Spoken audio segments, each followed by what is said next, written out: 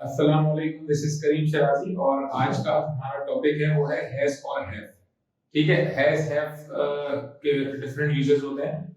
मतलब has have as a verb भी इस्तेमाल होता है और हैज हैव आज का जो हमारा टॉपिक है एज ए हेल्पिंग वर्ब है, जिसको हम अगर उसमें देखें ग्रामर के साथ देखें तो ये प्रेजेंट परफेक्ट टेंस भी कहलाता है। हैज हैव के साथ वर्ब की थर्ड फॉर्म लगाते हैं। अच्छा, इसका सिंपल सा यूजेज है, बट इसमें थोड़ी सी कंफ्यूजन होती है कैंडिडेट जब यूज कर रहे होते हैं कि भाई इसको हमें कहाँ पे हैज लगाना है, कहाँ पे हैव लगाना है, इसका यूजेज किस तरह होगा। जैसे फॉर एग्जांपल हैज और हैव। अच्छा, हैज और हैव के बाद हमें लगानी होती है थर्ड फॉर्म और फिर ऑब्जेक्ट। ठीक है, और इधर हम लगाते हैं सब्जेक्ट, यानी कि subject plus has have plus verb की थर्ड फॉर्म और उसके बाद फिर ऑब्जेक्ट। ठीक है, अब इसका मतलब ये होता है कि हैज हमें फार्मूला नहीं पता होना चाहिए, हमें पता होना चाहिए कि हम इसको यूज कैसे कर सकते हैं जब हम अंग्रेजी में लिख रहे हो या अंग्रेजी में बात कर रहे हो। जैसे फॉर एग्जांपल आपको सिंपल समझा देता हूं कि हम यूज करते हैं इसको रिसेंटली रिजल्ट रिसीव्ड, यानी कि जब हमको किसी भी चीज का नतीजा मिल गया हो रिसेंटली। जैसे मैंने फॉर एग्जांपल पानी पिया है, अभी पिया है, तो अब मैं कहूंगा अंग्रेजी के अंदर आई हैव ड्रंक वाटर। मैंने अभी अगर फीस पे करी तो बोलूंगा I have paid the fees. ठीक है, जैसे शी हैज कम नाउ, इसका मतलब है वो आ गई है, इसका मतलब है वो अभी आई। जैसे फॉर एग्जांपल इसको और समझने के लिए जैसे मैं कह रहा हूं आई पेड द बिल। ठीक है, अब आई पेड द बिल का मतलब है मैंने बिल पे किया था। ये 2 घंटे पहले भी हो सकता है, कल भी हो सकता है, परसों भी हो सकता है, या मैं यहाँ पे टाइम लगा दूं जैसे I paid the bill yesterday, I paid the bill 2 weeks ago. अच्छा, अब अगर मैं इसी जुमले को इस तरह कहूं कि I have paid the bill, I have paid the bill का मतलब ये है कि मैंने बिल अभी पे किया, यानी रिसेंट मैंने जब भी कोई काम मैं कंप्लीट कर चुका हूंगा तो मैं वहां पे यूज करूंगा कि हैज हैव थर्ड फॉर्म के साथ। अच्छा, वो सिंपल है कि ही शी इट या किसी भी सिंगुलर नाम के साथ हैज आएगा और आई वी यू दे और किसी भी प्लूरल नेम्स के साथ जो है हम हैव लगाएंगे। ठीक है, ये चीज क्लियर हो गई। जैसे for example I have paid the bill, यानी मैंने बिल पे किया है। शी हैज कम नाउ, वो आ गई है। We have received the confirmation, हमें कंफर्मेशन मौसूल हो चुकी है, यानी कोई भी काम रिसेंट किया है। अच्छा, इसी तरीके से आप भी कहेंगे कि सर हम अगर किसी से पूछते हैं कि भाई आपकी लास्ट क्वालिफिकेशन क्या है, तो वो बंदा या स्टूडेंट ये कहता है कि I have completed bachelors, I have done masters. तो हालांकि मास्टर उसने कुछ साल पहले किया हुआ होता है या ग्रेजुएशन कुछ साल पहले की हुई होती है, तो जो भी आपकी लास्ट क्वालिफिकेशन होती है वो एक्चुअली रीसेंट क्वालिफिकेशन कहलाती है, लेटेस्ट क्वालिफिकेशन आपकी हुई होती है, इसलिए उसके साथ हम हैज हैव इस्तेमाल करते हैं। जैसे फॉर एग्जांपल अगर हमें इसका कोई नेगेटिव सेंटेंस बनाना हो या कंफर्मेटिव बनाना हो या इंफॉर्मेटिव बनाना हो, तो उसमें आपने वैसे ही करना है कि हेल्पिंग वर्ब जो है वो शुरू में लेके आना है और उसके बाद उस सेंटेंस को बनाएंगे। जैसे फॉर एग्जांपल अगर मैं इसका नेगेटिव बनाऊं, जैसे फॉर एग्जांपल लिखा हुआ है कि यू हैव कुक्ड फूड। ठीक है, तो अब हम इसका नेगेटिव किस तरह बनाएंगे, you have not cooked food. और हम इसका जब कंफर्मेटिव बनाएंगे तो किस तरह बनाएंगे, हैव यू कुक्ड फूड।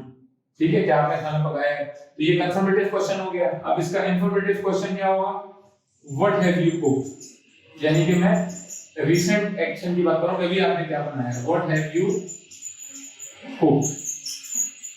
तो आप जवाब दे सकते हैं कि आई हैव कुक्ड जो भी चीज आपने बताई, I have cooked biryani, I have cooked anything else. और अगर कंफर्मेटिव सवाल है तो क्या हैव यू कुक्ड फूड, तो या तो आप जवाब देंगे कि यस आई हैव अगर आपने पकाया होगा, वरना आप क्या कहेंगे, नो आई हैवंट। सिंपल। ठीक है, तो कंफर्मेटिव क्वेश्चन का आंसर शॉर्ट होता है और इंफॉर्मेटिव का आंसर लॉन्ग होता है। तो this is has and have with the third form. Recently result receive, जब कोई काम हमें रिसेंटली हमने किया होगा तो हम वहां पे यूज करते हैं हैज हैव थर्ड फॉर्म के साथ। ठीक है, अब हम थोड़ा सा आगे चलते हैं, इसकी एक और चीज इसी से रिलेटेड है।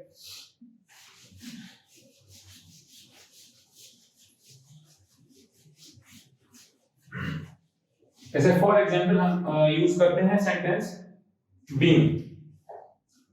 बीन एक वर्ब है उसका यूजेज होता है डिफरेंट जगहों पे, तो हमें पता होना चाहिए कि बीन को हम कैसे इस्तेमाल करते हैं प्रेजेंट परफेक्ट टेंस के अंदर, यानी हैज हैव थर्ड फॉर्म के साथ। जैसे फॉर एग्जांपल मैंने जुमला लिखा वी हैव बिकम फ्रेंड्स, ठीक है। एक जुमला मैंने ये लिखा वी हैव बिकम फ्रेंड, और दूसरा जुमला मैंने लिखा वी हैव बीन फ्रेंड्स, ठीक है। पहला जुमला है वी हैव बिकम फ्रेंड्स और दूसरा जुमला है वी हैव बीन फ्रेंड्स। तो अगर आप तर्जुमा देखें इसको समझे तो दोनों का मतलब एक ही है कि हम दोस्त बन गए हैं, लेकिन अब इसमें फर्क क्या है, बिकम का मतलब भी बन गया हूं, बीन का मतलब भी बन गया हूं या हो गया हूं। तो फर्क ये है कि जब हम बीन हम जब इस्तेमाल करेंगे जब आगे कोई टाइम पीरियड आएगा, जैसे मैं कह रहा हूं we have been friends for 1 month, ठीक है, या वी हैव बीन फ्रेंड्स, कोई भी आप टाइम पीरियड लगा देंगे, तो जहां पे टाइम पीरियड लगाएंगे वहां पे हम बीन यूज करेंगे, ठीक है। और जहां पे टाइम पीरियड भी लगाएंगे, सिंपल बात करेंगे बनने की, तो आप वहां पे यूज करेंगे बिकम। अच्छा बीन का एक और इस्तेमाल है, जैसे फॉर एग्जांपल अब मैं एक जुमला यूज कर रहा हूं यहां पे I have been to USA, I have been to USA, यानी इसका मतलब ये है कि मैं यूएसए से होके आ चुका हूं, ठीक है। जैसा हम सवाल करते हैं have you ever been to USA, have you ever been to Saudi Arab, have you ever been to Dubai, यानी कि टू के बाद कोई भी कंट्री का नाम या लोकेशन का नाम आएगा, हैव यू बीन टू या have you ever been to, तो आप जवाब देते हैं yes I have, no I have not. लेकिन अगर कोई बंदा गया होगा, जैसे फॉर एग्जांपल थर्ड पर्सन है, मैं कह रहा हूं he has gone to USA, इसका मतलब क्या है कि वो यूएसए जा चुका है, इसका मतलब अभी वो यहां नहीं है। तो इसका मतलब और आसान समझाने के लिए कि गॉन का मतलब है जा चुका और बीन का मतलब है जाके वापस आ चुका, यानी कि I have been to Saudi Arab twice, मैं 2 दफा सऊदी अरब से होके आ चुका हूं। तो बीन का मतलब क्या हो गया कि जब किसी जगह से आप होके आ चुके होंगे और सामने होंगे तो आप ये कह सकते हैं I have been to USA, I have been to Dubai. और गॉन का मतलब है कि आई के लिए तो यूज नहीं होगा, वो ही हैज गॉन देयर या किसी का नाम लगा के हम यूज कर सकते हैं, ठीक है। तो बीन का एक इस्तेमाल ये हो गया, एक इस्तेमाल बीन का ये हो गया।